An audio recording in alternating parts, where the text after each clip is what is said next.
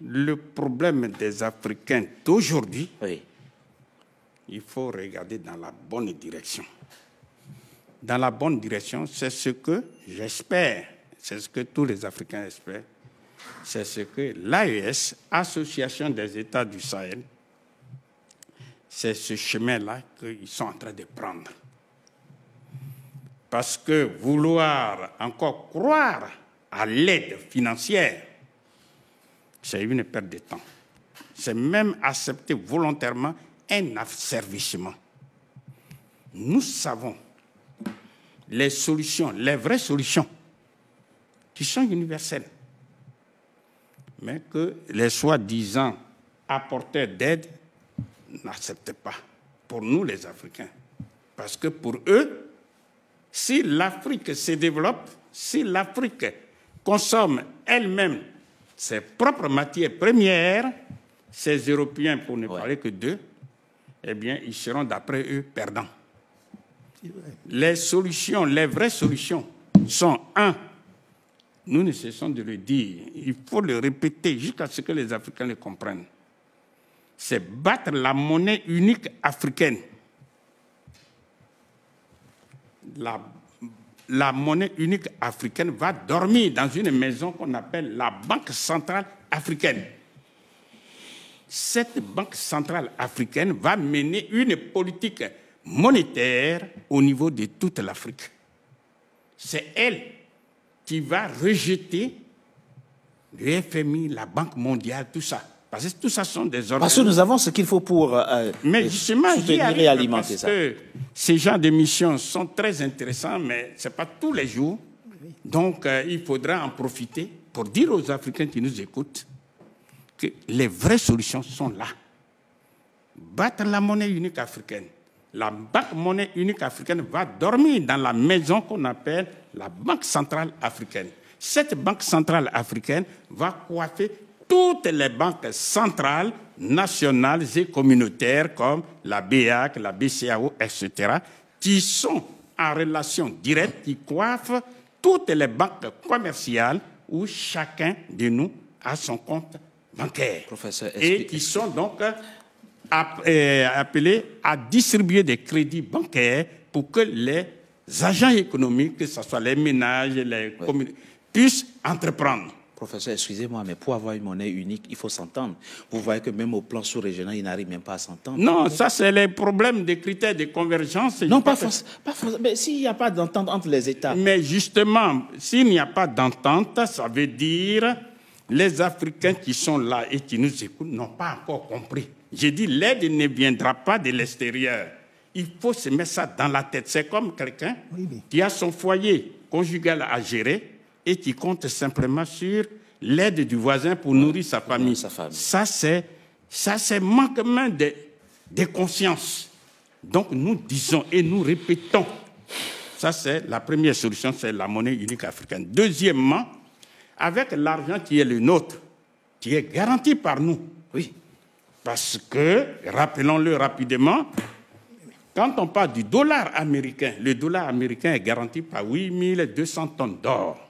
Mais nous disons et nous répétons, ils peuvent aller le vérifier, tous les pays africains ont des stocks d'or, de diamants. Et un seul pays qu'on appelle l'Ouganda détient du seul 31 millions de tonnes d'or. Je reprends. L'Ouganda, ils peuvent vérifier au moment où nous parlons. 31 millions de tonnes d'or. Alors imaginons la RDC, l'Ouganda, le Mali.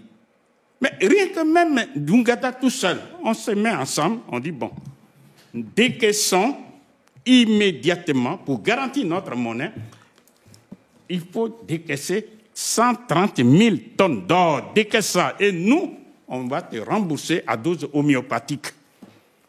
Mais la monnaie unique africaine qui est garantie par 130 000 tonnes d'or, il n'existe pas sur la terre une seule monnaie, fut-elle le dollar américain, ne peut rivaliser avec.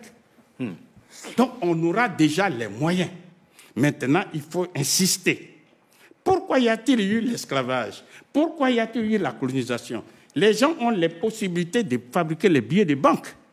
Mais ce ne sont pas les billets de banque seuls qui produisent les biens. Ce sont les êtres humains. Bien sûr. L'Afrique... Capital humain. L'Afrique a les bras. Aujourd'hui, 1 milliard 300 millions. Demain, dans quelques années, c'est 2 milliards. Il faut mettre en mouvement ces 2 milliards de personnes pour produire. Et pour les mettre en mouvement, c'est les payer avec notre propre argent. Est-ce que nous sommes en train de rêver? La réponse est non. Parce que la Chine, moins de 500 millions de personnes avant 1949 mouraient de faim. Quand Mao Tse-tung et ses amis ont pris le pouvoir d'État, ils ont battu une seule monnaie unique, qui est le yuan ou bien le renminbi.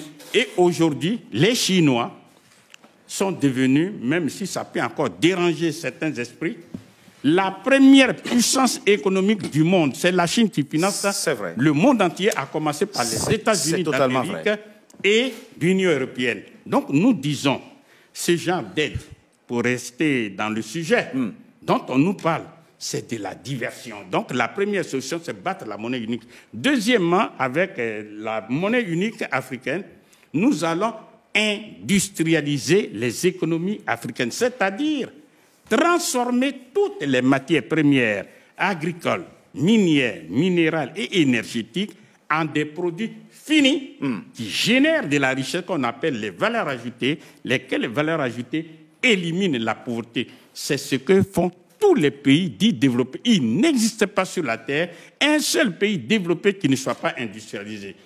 Or, tous ces pays, que ce soit l'Italie et tous les autres, ils vont tout proposer, sauf ce que je suis en train de dire. Parce que ça ne les arrange pas. Voilà. Troisième solution maintenant, c'est l'État fédéral africain, c'est-à-dire les États-Unis d'Afrique. Et ça, on n'a pas besoin des années de lumière. Un juriste à ma gauche ici, il suffit simplement de mettre une ceinture politique autour de ces 54 pays et on sort un être moral qu'on appelle l'État fédéral africain, et on lui accorde 6 compétences qui sont 1. Puisque nous sommes un seul État désormais, tous ceux qui ne font pas partie de l'Afrique, eh bien avec eux on a des frontières. Donc c'est l'État fédéral africain qui va gérer ça. Deuxième compétence, lorsque vous écrivez aux États-Unis d'Amérique, vous achetez un seul thème. Vous n'achetez pas 50 thèmes. Donc, c'est l'État fédéral qui va gérer les PTT.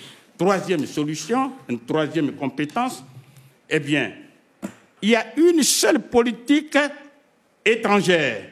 Quand je m'avais à l'ambassade des États-Unis, vous allez dans une seule ambassade. Donc, si on crée notre État fédéral, eh bien, c'est l'État fédéral qui va gérer la politique étrangère. Maintenant, ça, c'est ce qu'on appelle les compétences naturelles. À cela s'ajoutent 3 autres compétences qui sont la monnaie unique africaine sera gérée par l'État fédéral africain. C'est-à-dire tous les 54 pays qui sont membres, on va avoir une seule monnaie. Et avec pas une banque centrale africaine, vous voulez dire? Bien sûr, avec une banque centrale. Oui. Donc, ça, c'est la 4e compétence. La 5e compétence, eh bien, c'est la défense. Aujourd'hui, beaucoup de pays africains sont victimes de l'insécurité, par-ci, par-là. Quand on voit en RDC, il y a la guerre là-bas. Quand on voit au Soudan, il y a la guerre un peu partout. Eh bien, nous disons, nous allons avoir une armée fédérale africaine, écoutez-moi très bien, rendue invincible. Pourquoi?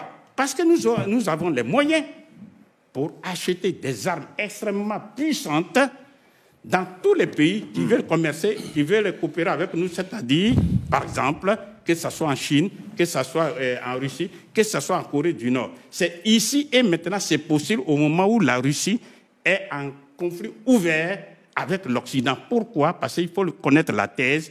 Il est hors de question de permettre aux Africains de s'armer. Parce qu'il ne faut pas armer un esclave. Parce que si l'esclave est armé, non seulement il ne va pas se soumettre, mais il peut même tuer le maître.